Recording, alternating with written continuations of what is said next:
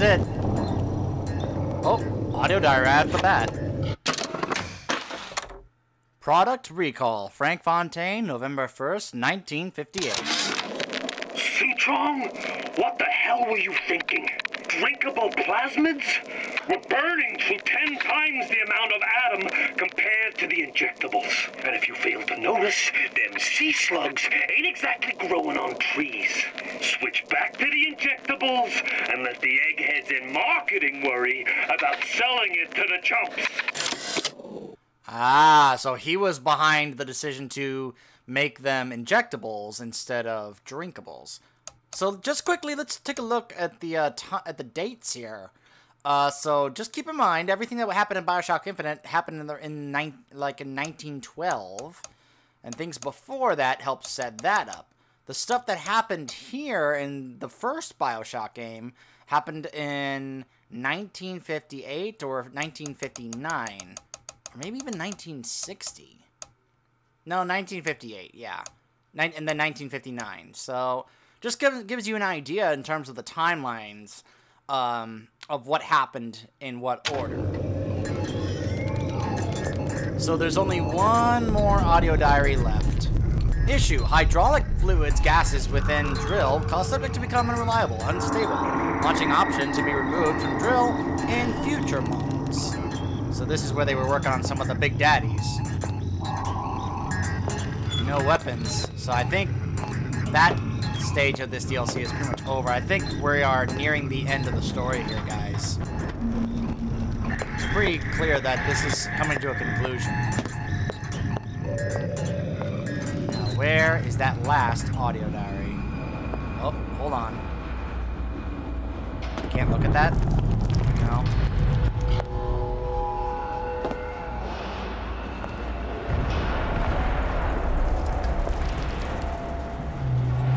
Hair sample.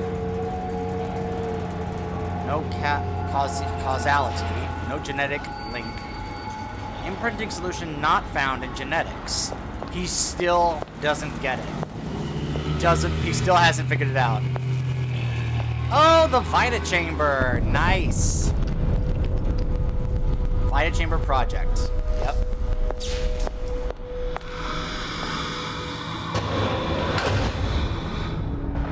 Uh-oh. It's a hurt big daddy. And two little sisters.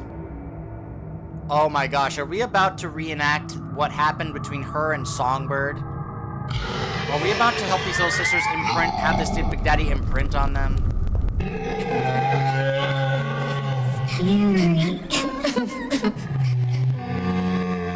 Masha and Letta.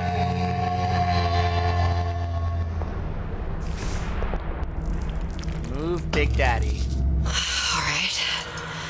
Let's see here what we could do. Mr. Monster's scary. Stay away from him. He's scary. Look, it's okay. He can't hurt anyone. Scary. Shh. Shh. Can you move?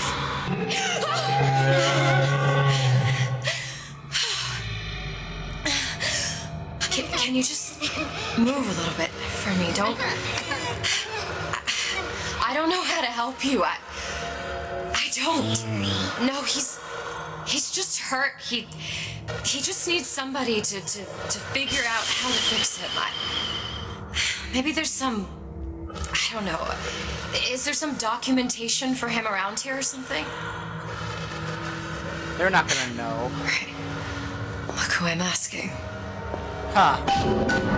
Find a way to repair the Big Daddy. Back over here. What do I use to help repair the Big Daddy? Oh, what was that? Read note. Huh. Encoded. Big Daddy will not imprint. If not imprint, what good is he to little sister? She no like him. He no like her. Situation is impasse. Unacceptable.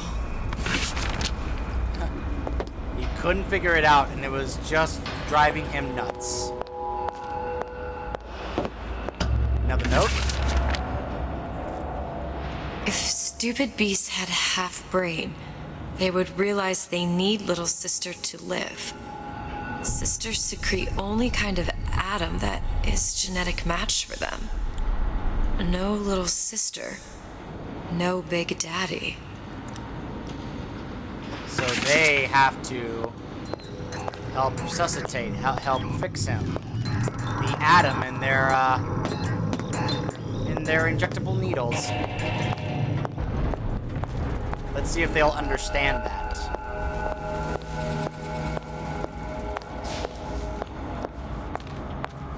I'm about to figure out something that Suchong couldn't figure it out. I've got to do something. Big monsters say monsters. It's okay. It's okay, please. I don't know how to help him. He needs Adam. I don't have any of that. I don't know what to Monster's do. going to die. Not fair. We can help. Help. Aww. Wow. One of them gave up some of her own atom to help the Big Daddy. And that's gonna make it imprint to them and protect them. Ooh. Just like with her and Songbird.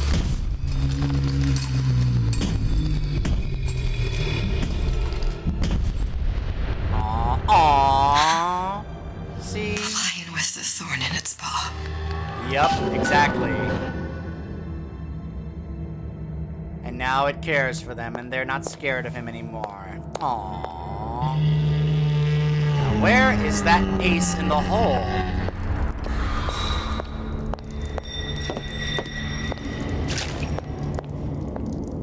Oh my goodness. Cognitive conversion reconditioning steps. This is about Jack. There's the picture. When he said he built Jack with Tenenbaum and Suchong. Yup. How they built him when he was just a child. Well, yeah, when he was pretty much a baby. Oh gosh, which one is this? Mind control test. Oh no, I remember this one. This is the one from the first game where he was testing the code phrase. Did you daddy a puppy? She's very pretty. Thank you, Papa Suchong. Break her neck for me. What? Break that sweet puppy's neck. No, please. Break that puppy's neck. Would you kindly? No. No. Very good. Oh. Oh, I always hate hearing that one. That is the one that is just the hardest for me to hear. Anyone who is a dog lover, that's just so, like myself, that's just so hard to hear. Send to Ryan. Well, that's the last one, guys. You have now heard all the voxophones and all the audio diaries from all the Bioshock games if you have followed my playthroughs. Hope you enjoyed the entire story. Although we haven't had the entire story yet, but we are about to reach its conclusion. There they go. Three of them. Client Ryan Industries. Oh. Very frustrating day. I can't seem to get the damn big daddies to imprint on the little brats. The protection bondage is just another forming. Get away. Maybe if I modify the genetic sequence to... Oh, I heard this through one of the audio diaries in the first game. Sequence to allow for... Oh, it's about to kill him. Get away, you filthy little shit!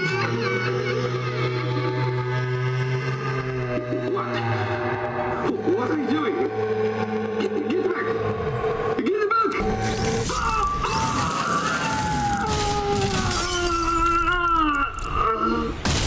That's what you get, Suchong. That's what you get.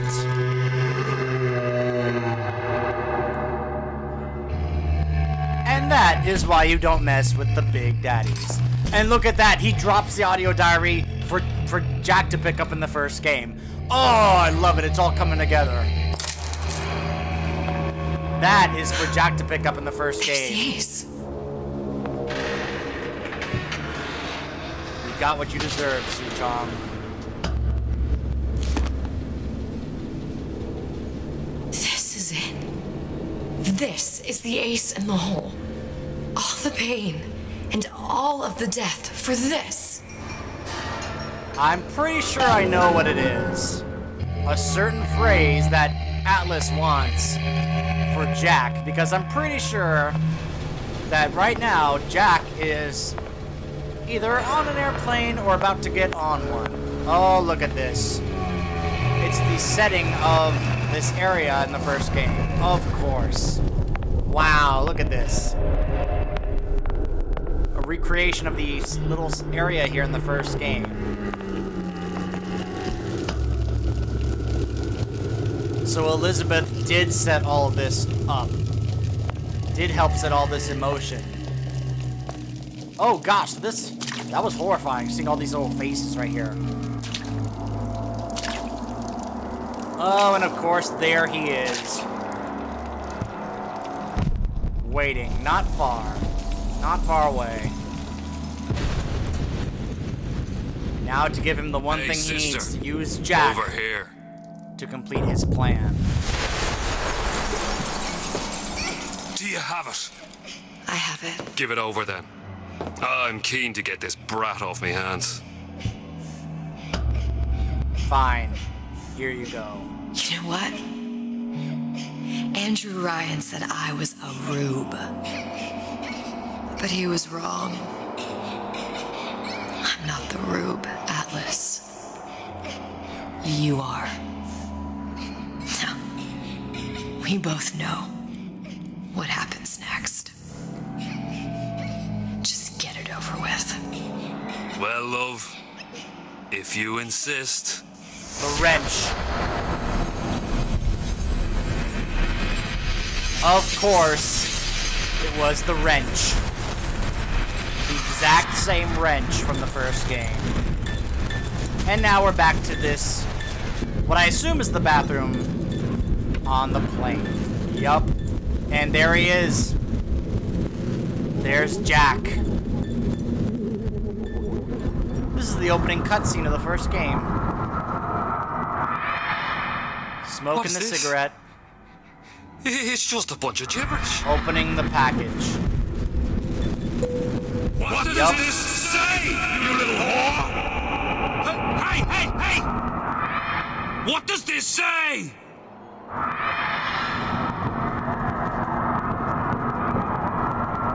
So Jack, yep. It says, Would you kindly? would you kindly?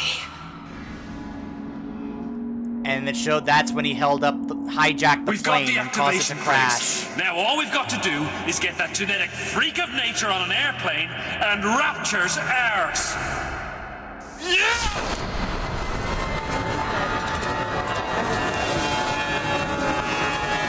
And then there's the plane crashing. Yep. I chose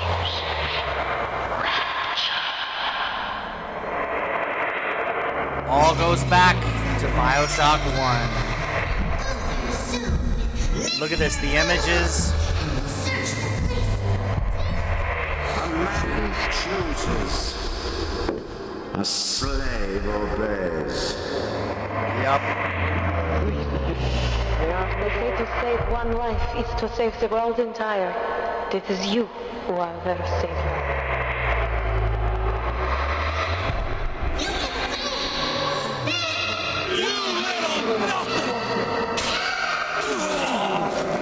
We know that you get what's coming to you, Atlas. Or rather, Fontaine. I can see all the doors. And what's behind all the doors. And behind one of them, incredibly, I see him. Jack.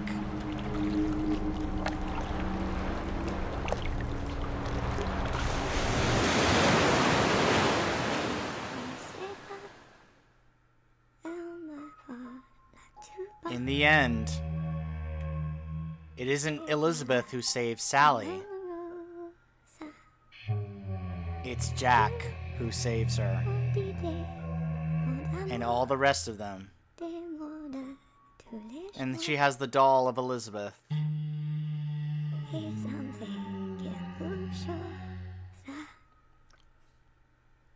And of course, Sally sings that song from Paris. Oh, Elizabeth. And she's gone.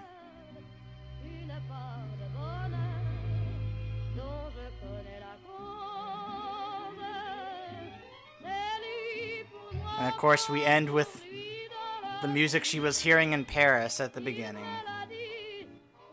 Of course.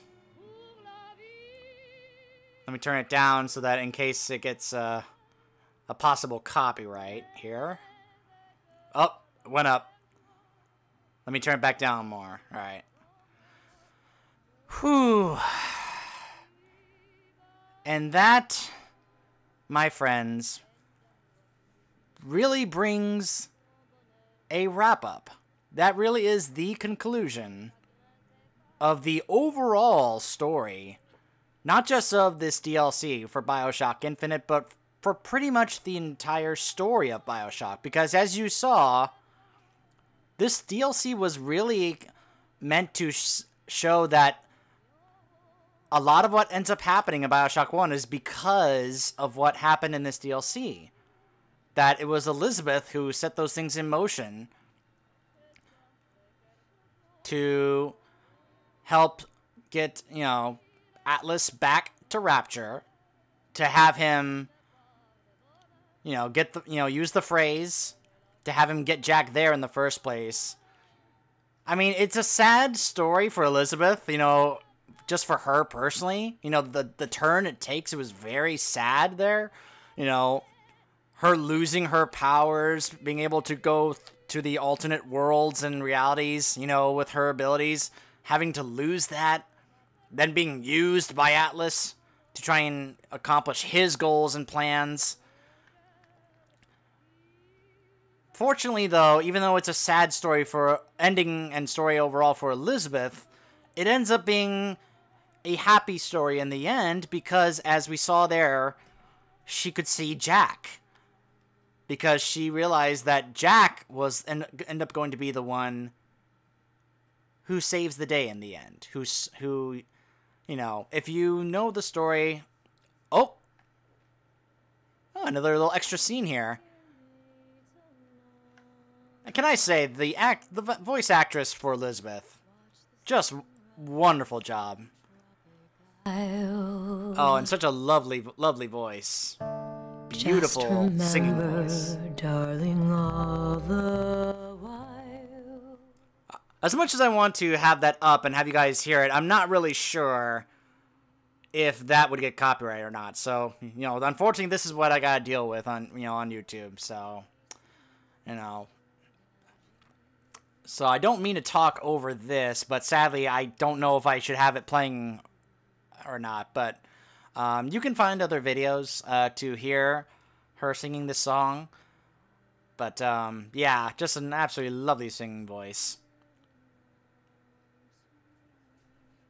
But that, yeah, the story ends up on a happy note because, you know, this is why you then are encouraged, if you only played this one, but you never actually played the first one, how could you then not want to go play the first one and see how that portion of the story ends up? You know, you had all the stuff that happened here in Bioshock Infinite, as well as this DLC, and then it ends up being all set up for what happens in Bioshock 1, which is pretty much like, if you stick with the good way, because of course there is a bad way to go about it. If you don't say the Little Sisters and you said just resort to turning them into the slugs and the atom, because then you get the bad ending for that. But fortunately, they didn't really take that into consideration. They figured that if you're going to play that, you're going to be going the good way and ended up having the good ending, which I'm really glad that was emphasized here for the story, that maybe in the end, that's why Elizabeth ended up making that decision, that even though she knew it would mean the loss of her powers, and that would even also mean her death, that it was all not so that she could save Sally, but so that she could be able to help get Jack to Rapture so that he could save them himself, as well as right everything that happened there. And of course, Tenenbaum, being another factor that once Fontaine then tries to get rid of him, then she ends up helping save him from dying from the, from being forced to commit, to kill himself with the "would you kindly" phrase, helping him break that control so that then he could be able to take down Fontaine once and for all. So,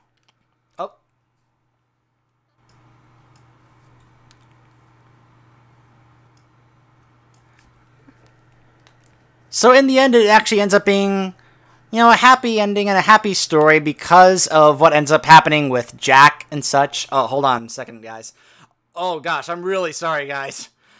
If I just deafened your ears, really hurt the sound there, I sincerely apologize. I pressed up on the wrong sound dial there. I turned up my mic instead of the game audio. I apologize for that. Sorry about that.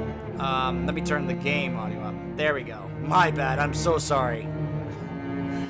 Oh, man. But, yeah, as I was trying to say that, it ends up being, a happy story, or has a happy ending in the end, despite the sad turn that it takes for Elizabeth herself. Because after all that she and Booker went through, it's sad to see that that's how it ends up. But as I said, for the main campaign, that didn't have a happy ending either. So there was really not necessarily any happy ending to this story. It's really meant for the story of the first game that it all started. And sadly, we don't get any reference to what happens in Bioshock 2. Obviously, when you had Bioshock 2 being made by a different developer, they didn't really take that into consideration when they did this one, and they decided to tie it in together because the developer made both Bioshock and Bioshock Infinite. So, no reference at all to what happens in Bioshock 2, and that happens, I think, in the 80s? So that even happens later. That's what ends up, I think, being the ultimate, conclusion to that story. Oh boy. Better turn that down. Again, I sincerely apologize if I turned my mic audio really loud during that one portion, that it ended up getting really booming there. I apologize for that. But, because guys like Ken Levine and the rest of Irrational Games, they said that they were pretty much going to be done with the Bioshock series after this. So, unless someone else decides to take up this franchise and maybe do another installment, this is pretty much the conclusion. It's not a bad conclusion. It's kind of it is a sad conclusion for, at least for this self-contained story here. But in the overall story, it ends up, all the wrongs get righted. And, Jack ends up being the ultimate hero, saving everybody, righting all the wrongs that was done down there in Rapture. I don't think Jack ever finds out or learns anything about what happened in Colombia and all that stuff, and Elizabeth. It was cool, though. I just really enjoyed and loved all the setup they did in this DLC, setting up what happens in Bioshock 1 there. Even that scene there, or that stuff in the clinic there. What happened, not necessarily between the little sisters and the Big Daddy, even though that kind of explains what happens somewhat. But the two audio diaries concerning Jack, including the one that Suchong just leaves there after he gets killed by the Big Daddy, because you remember in the first game, and again, if you guys don't remember, if you did not play or did not see, I have a playthrough of that one. Be sure to go check that out. I really enjoyed that playthrough. And there's a point where you go into that room and you find Suchong, as he was left there in that scene we just saw. And you find that exact same audio diary on the floor where it actually has the audio of that scene we just saw, where he hit the little sister and then the Big Daddy killed him for it. So I just loved that it was just a brilliant recreation of that, just to help set up what happened in the first game if you played that, and you absolutely should. It's regarded as one of the greatest games of all time. So that's the thing that I really liked about this DLC, was that it wasn't necessarily just meant for this main game, but it was definitely made a lot more for the first one. Oh, one last little send-off here.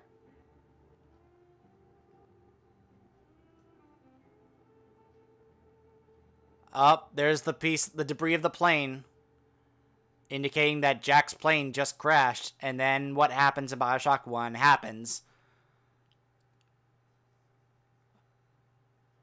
That's how highly regarded the first game is held.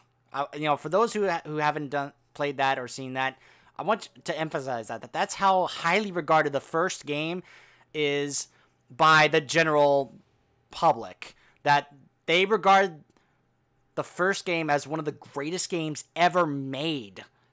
And just those little images there, indicating that, well, it was about to take place, that story was about to happen.